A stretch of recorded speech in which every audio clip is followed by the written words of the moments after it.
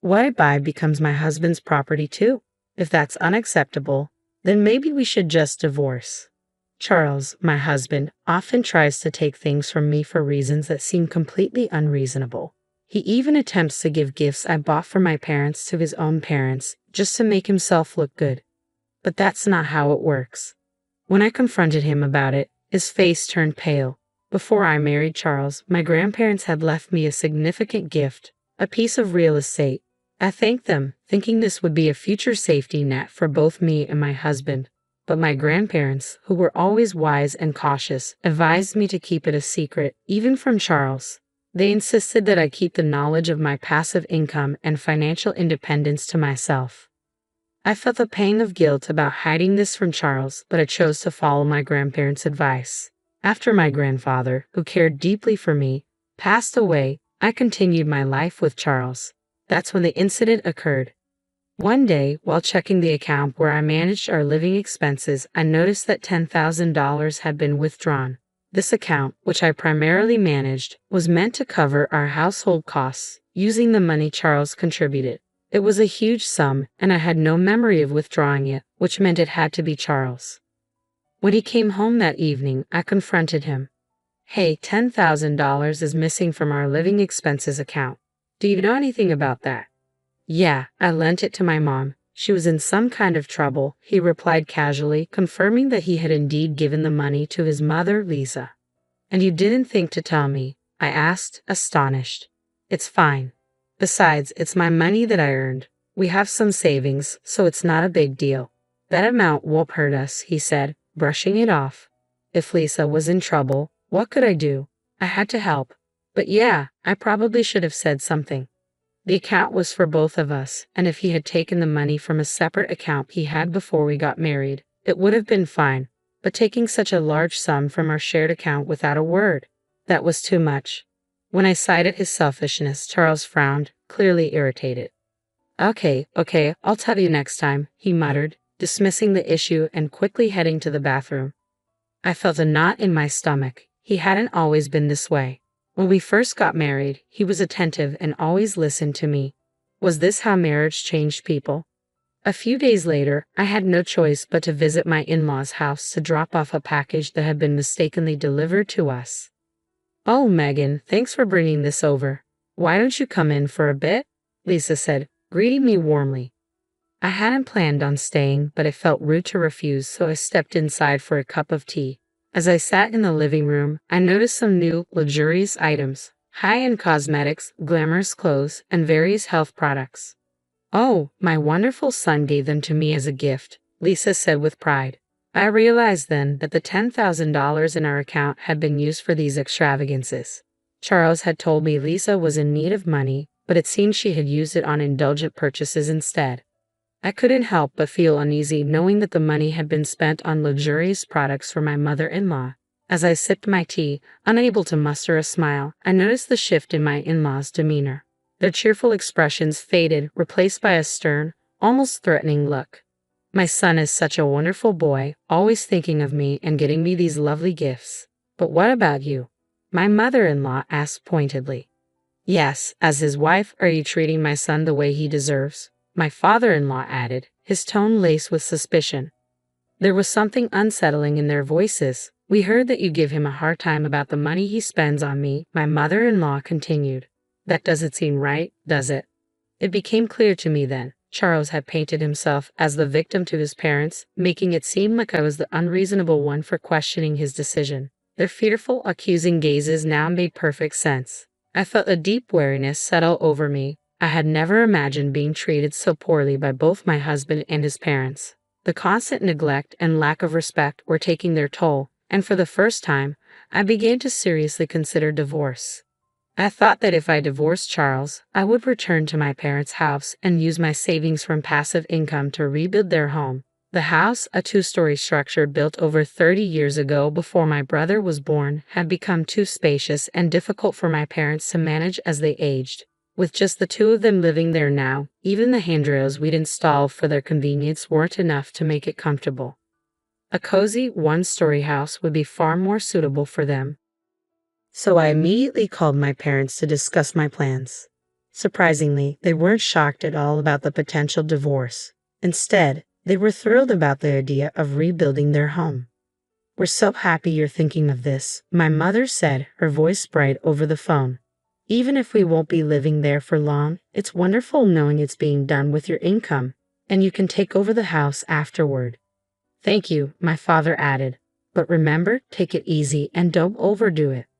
Their encouraging words lifted my spirits, and I set about planning the rebuild. I was waiting to hear back from the construction company when Charles suddenly confronted me.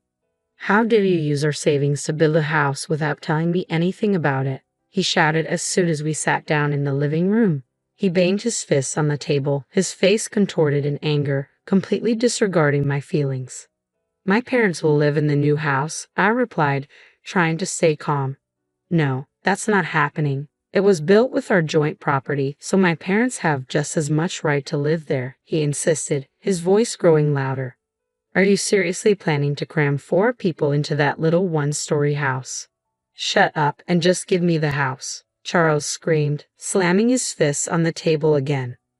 I realized that if he knew about my passive income, his rage would only intensify. But at that moment, I decided it was time to tell him the whole truth. "To tell you the truth," I said, steadying my voice, "I have passive income. I've actually been saving money from the real estate my grandparents gifted me," I explained. "The house is being paid for with that passive income, so I didn't take a penny from our joint funds." Guilt tugged at me for breaking my promise to keep this secret, but Charles's reaction confirmed my grandparents' wisdom. His shoulders tensed, and he began pounding the table even harder. "What kind of wife hides the fact that she has her own income?" he yelled, his face turning red with anger. "You play around with my money while protecting your own, keeping it a secret from me." Watching him lose control, I realized why my grandparents had warned me to keep this hidden. Maybe they had already seen through Charles, knowing what kind of man he truly was. "I'll take the house as alimony," he snarled. "The house you built as my wife is mine too. I'm the head of this family, and if you disobey me, I'll divorce you." His words filled me with nothing but dismay. How had I lived with this man for so long without realizing his true nature? Initially, I had planned to use my passive income as a safety net, something to rely on if we ever faced financial hardship due to illness or job loss. I intended to reveal it when the time was right to help sustain our life together. But now, any desire to share that money with him had vanished. "Be my guest," I said coldly as I rose from my seat and walked out of the house, leaving Charles and his demands behind.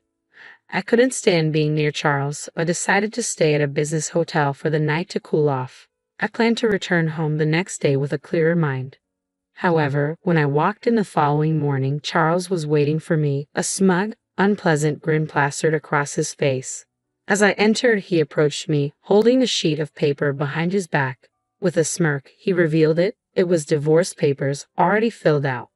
"You're lying about that passive income, aren't you?" he accused. "You made it up to cover the fact that you were actually taking money from our joint account." His accusations were as baseless as ever, and I found it impossible to reason with him. I had been honest with him from the start, and now I saw no point in trying to convince him further.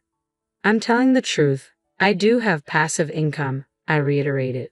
"Here you go again," Charles sneered. "I know you can't live without me."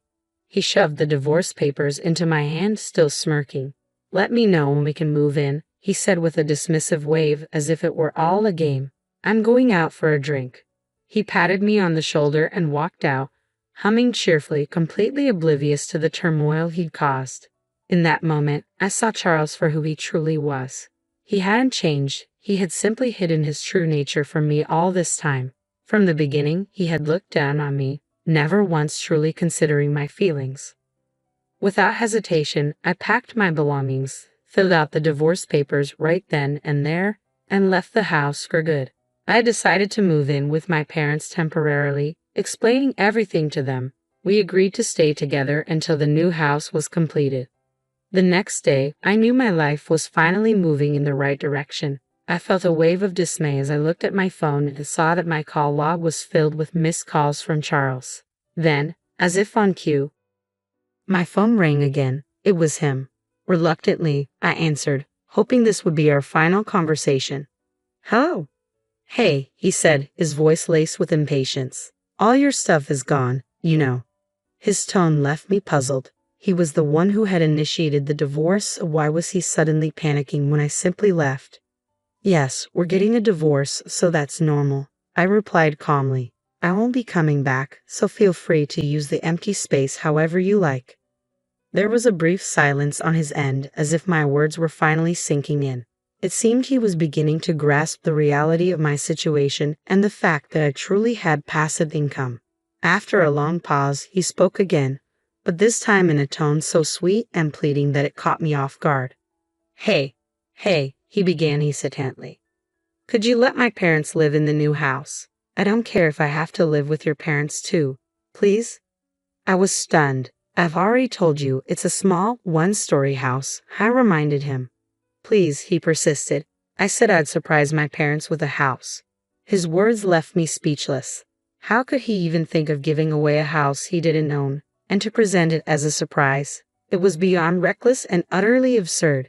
You don't really care about the savings, do you? He added, his voice almost pleading. You have no idea how much I was worrying about the money. I couldn't believe what I was hearing. Charles was still trying to manipulate me, thinking only of himself and his parents without any regard for the truth or the consequences of his actions. I gave you an allowance, saved for our living expenses, and tried my best to make ends meet, I began, my voice steady, but that has nothing to do with what's happening here. You're careless with money and you leave all the hard work to others while pretending to have everything under control. You plan to present the house to your parents as if you prepared it all by yourself, didn't you? When in reality, I did all of this for my parents. Charles suddenly fell silent, and my frustration only deepened. It was infuriating how he tried to take credit for something he had no part in, using my hard work and intentions to impress his own parents. He was trying to take advantage of my genuine feelings and seize what wasn't his. I won't give you the house I built with all my heart and soul for my parents just so you can show off to yours, I declared, rejecting his plan once and for all. He began to rant even louder. But husbands and wives are supposed to help each other, he protested. I'll tell them you built it, please. We're not a married couple anymore, are we? I replied firmly. We're strangers now. I already filed for divorce. The shock in his voice was evident. You? Already filed it? Why are you so surprised? You're the one who asked for the divorce.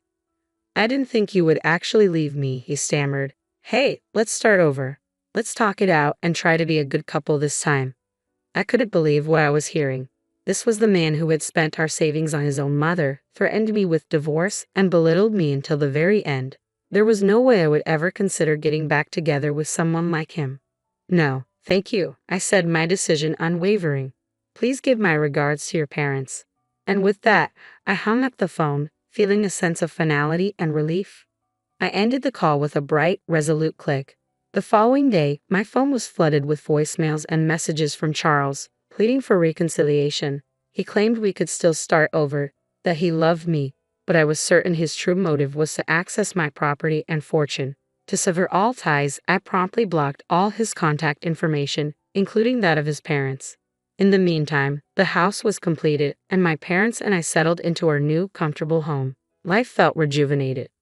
Later, I ran into a mutual friend who knew Charles and shared the news of our divorce. She offered her sympathy and filled me in on recent developments concerning my ex. Charles had abruptly resigned from his job, claiming he no longer needed to work hard because he had acquired real estate. The company was unable to reach him, but he attempted to retract his resignation the next day. His bosses were furious, lecturing him about the trouble his sudden disappearance and incomplete notice had caused. They were particularly incensed that he hadn't considered the impact on his colleagues. Charles tried to fabricate an explanation for his actions, but it quickly became apparent that his divorce and reliance on my income were the real reasons behind his behavior. His lies unraveled, and the company refused to rehire him. It was ironic that Charles, who had once dismissed my passive income as a lie, was now trying to exploit it while parading his ill-gotten gifts to his parents. He never thought about me or our future. Reflecting on this, I felt nothing but relief. I heard that Charles had moved back in with his parents, but they were reportedly harsh with him. He struggled to find a new job due to the circumstances of his departure from his last one. It seemed he was finally facing the consequences of his actions. As for me, I'm thriving. Living in the house I built for my parents, pursuing the job I've always wanted, and enjoying life. My passive income now supports those who genuinely care for me. I feel at peace and